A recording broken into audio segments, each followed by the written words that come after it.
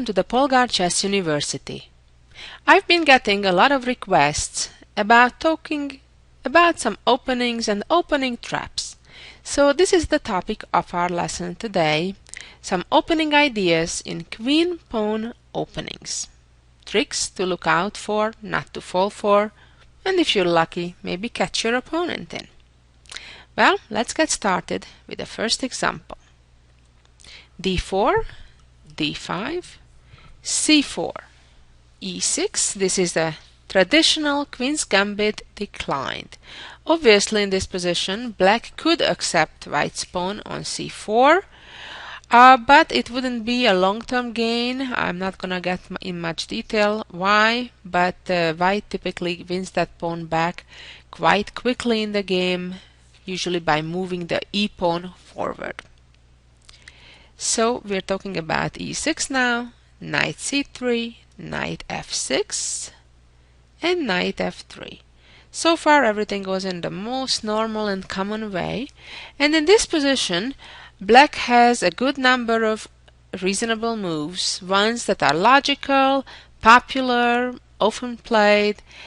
Some of those are bishop to e7, or c6, or bishop to b4, or even capturing on c4, and of course also what black played, c5, is a well playable move. It's called a delayed Tarrasch.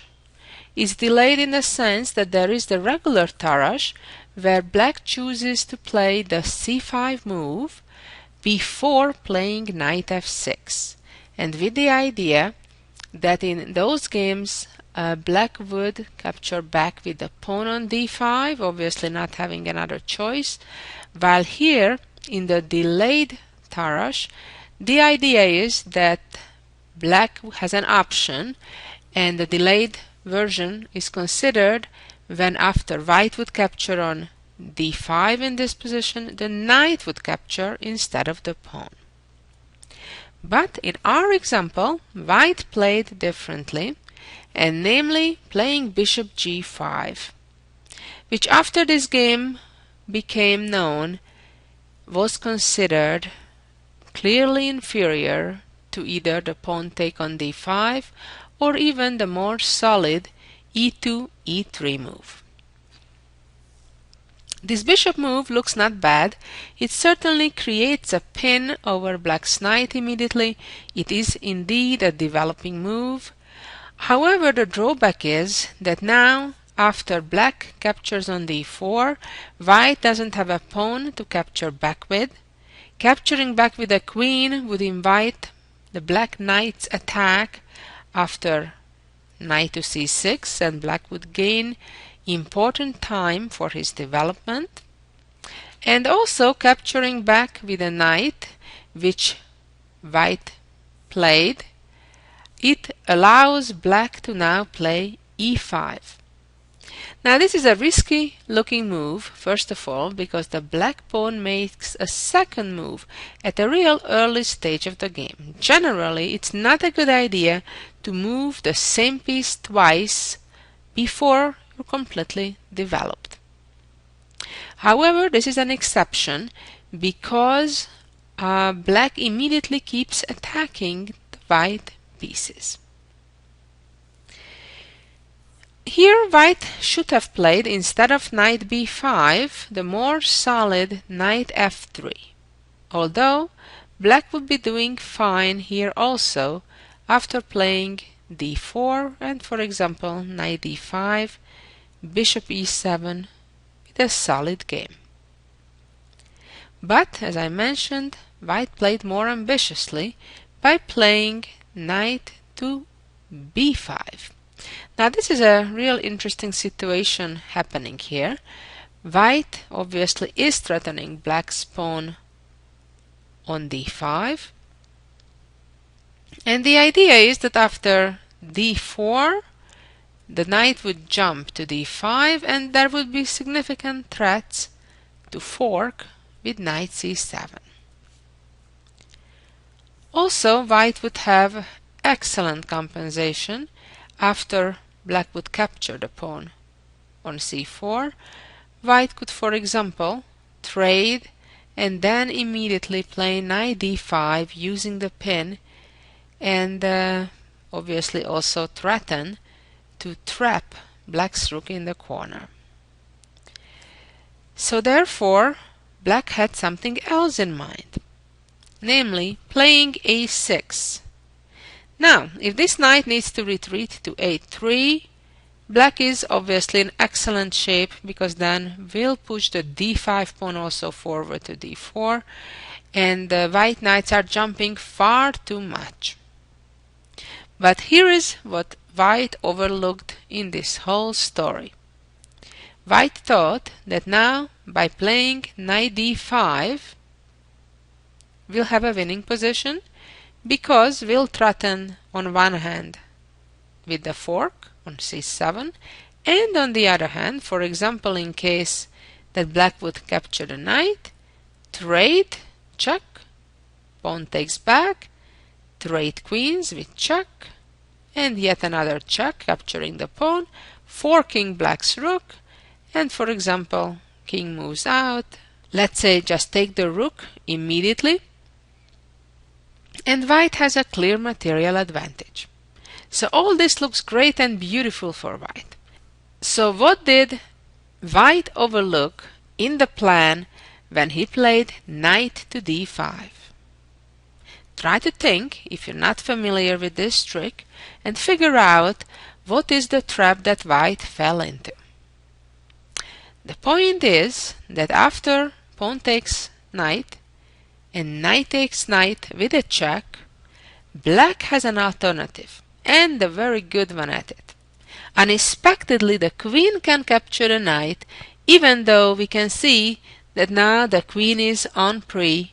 The bishop is now able to capture the queen, but the point is that after this deadly check, white has no choice but to block the check, and then after bishop takes, king takes, pawn takes, black is up a knight.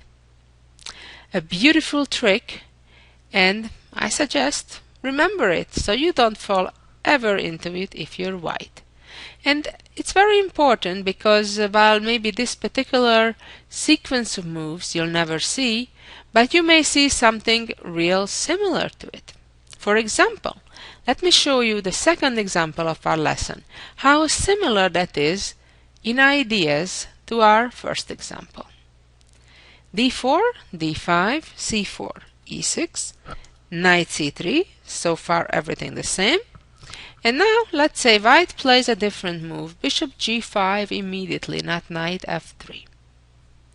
And black plays knight bd7. So now we already can see how completely different everything is. And yet the pattern, the idea is exactly the same to what we saw in the first game. If now white tries to be greedy and grabs a pawn with knight d5, attempting to use the pin over the knight on f6, will be sorry, because black now is able to capture the knight, and then bishop takes queen, check, and the same problem. White has no choice, queen needs to block, bishop takes, check, king takes, and king takes bishop, and again black is up a knight. Pretty amazing that different sequence of moves, but exactly the same pattern. We are now moving on to a different type of opening, the famous Albin counter gambit. Here is our next example that starts out with d4, d5, c4, and e5. This is called the Albin counter gambit.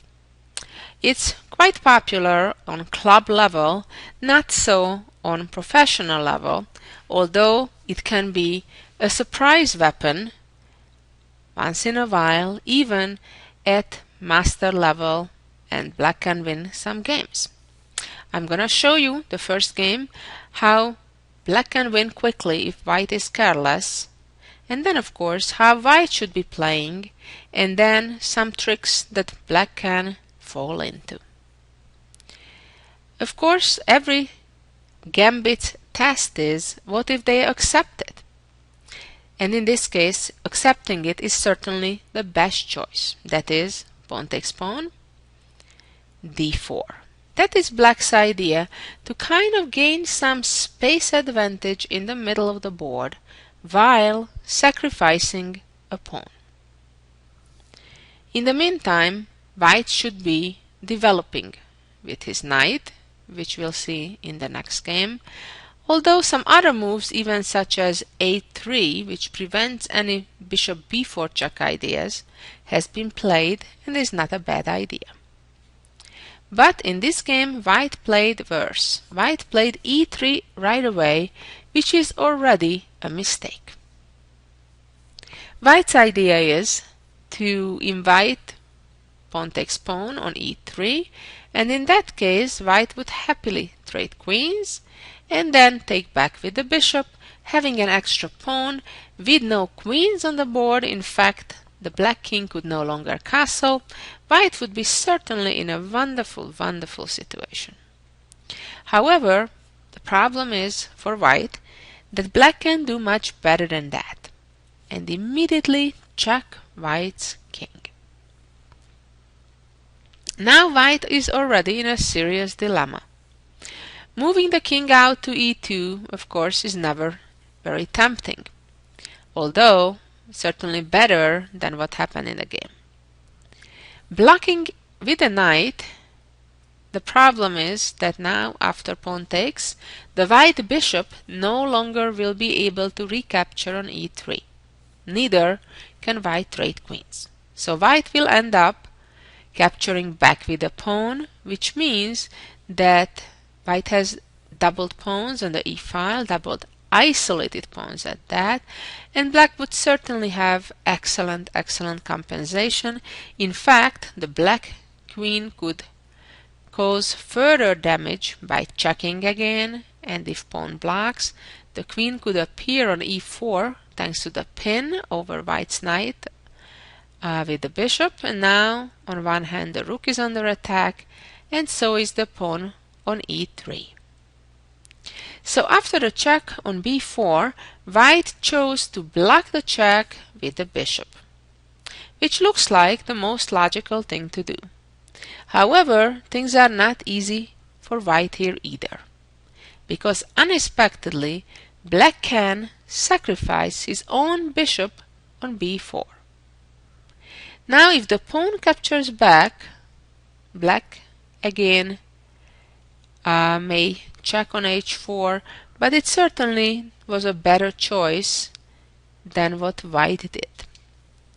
We'll see in a moment what happened after white now captured black's bishop on b4, but before we see the actual game, let's see what would happen if white would first check and only then capture the bishop.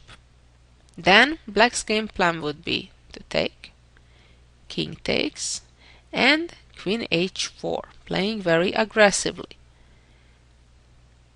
Now if g3, then queen d4 check, and remember even the b2 pawn is hanging in some situations. Or if the king would try to run, things are even worse, with a queen check followed by bishop check, king g3, and black brings another piece to the attack, threatening with checkmate with knight f5. For example, if the king tries to hide now on h2, won't survive long after queen f4 check.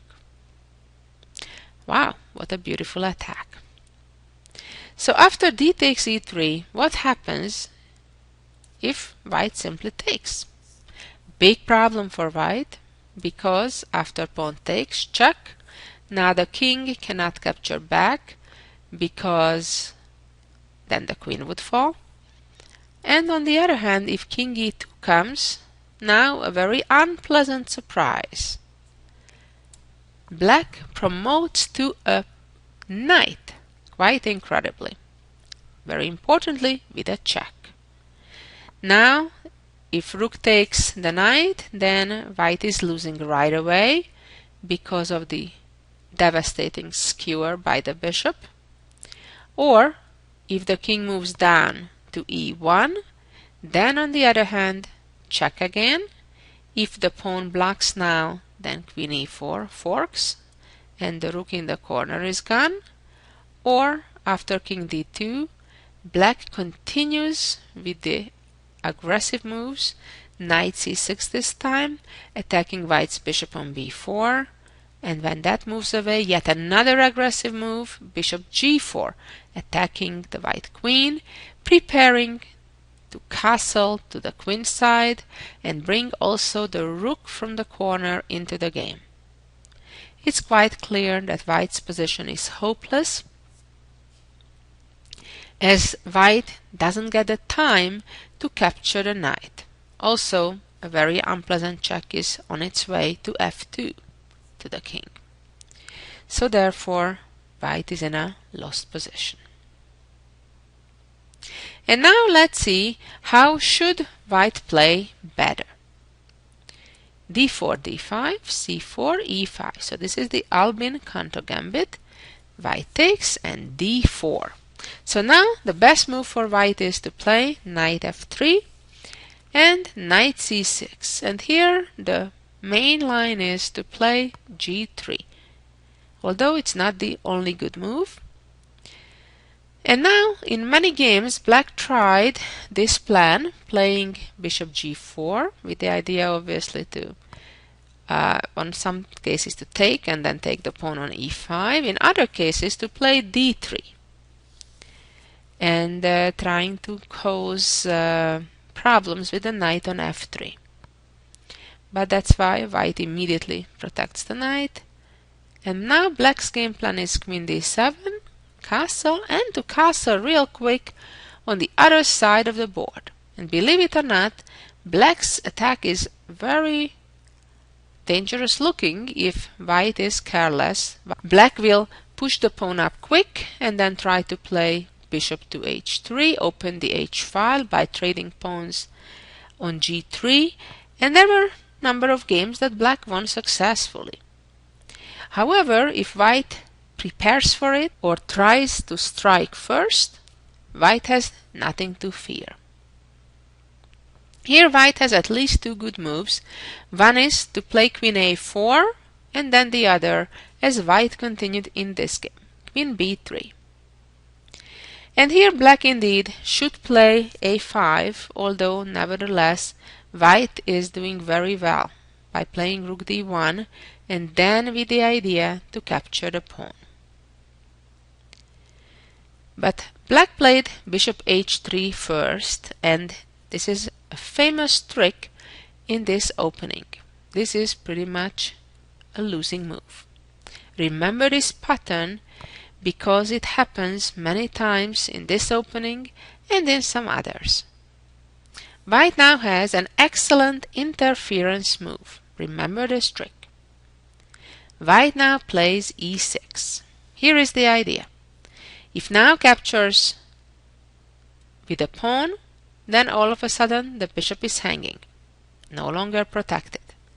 If black captures with a queen, then real quickly here comes a fork, and again black's bishop on h3 will be lost.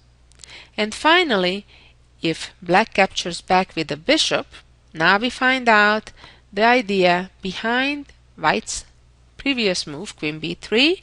The idea now is that white plays knight e5, a very powerful move, a knight that cannot be taken because of the immediate checkmate with queen b7. On the other hand, when the black queen moves, now white creates a dangerous attack after opening the b file and following it up with queen a4.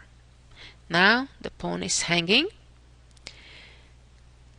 and came queen c5, counter-attacking on c4. White develops with knight a3. Black protected the pawn with the bishop, and now a very nice move, knight b5, going after black's pawn on a7. If pawn takes, obviously checkmate in 2, king b8 and queen b7. If black tries to protect the pawn with the king on b7, the same would happen as in the game after king b8, knight d4. Similar problem. If queen takes, bishop attacks the queen, and doesn't matter much where the queen goes. White again checkmates in just 2 moves. After knight d4, black continued with a5, but now it's quite clear that white's position is already winning. White is a pawn up, black has a horrendous pawn structure, and most importantly, a lack of safety for the king. White continued with bishop e3, knight e7, and after knight e6, black loses a lot of material. Very nice, short little game. So all these miniature games shows you some very typical opening traps that's important to be aware of. When you play a game of chess, it's at the same time important not to expect to win the game quickly or trap your opponent in an opening trap. If it happens, good, you had a short day, an easy game. But it's more important to make sure you don't fall in these traps. You always have to be ready for a fight. And don't try to win quickly, but always try to play soundly. And finally, let's see the jewel of the week. Here we go. This is a really funny position, and it's trickier than you think. I suggest you think real hard. And the first question is, what's the problem? Why to move? Why can't White just promote his pass pawn? And pretty much end of story. Well, hope you'll take some time before you listen further. And then come back and listen to the solution. Well, if White promotes the pawn to a queen right away, the big problem is that the black rook will come to h5, check, and when queen takes, unexpectedly, the game is stalemate. Therefore, the way to win is playing king h4, preventing the rook h5 idea. Of course, it's not quite over. Black can play rook c1, threatening with checkmate in the corner. Now White needs to be careful and get the bishop to e6 to be ready to block the check. Also, importantly, the bishop controls the c8 square in case the black rook would like to catch the pawn from that side of the board. Check, bishop h3, game over. Almost, not quite, it's not over. Now comes rook g1, a very deep trick. If now again the pawn promotes to a queen, it's draw. Why? Because rook g4, if bishop takes, another stalemate. Or if the king moves to h5, then rook h4, king takes, and stalemate yet again. Beautifully, on the other hand, promoting the pawn to a rook gives White the win. Why? Because after the rook would come to attack the pawn, White would give a check, chase the king away, and then could safely protect the last and important pawn, without which White would not win the game. I hope you enjoyed this beautiful endgame, and we'll be back next week for some more chess ideas. Bye-bye.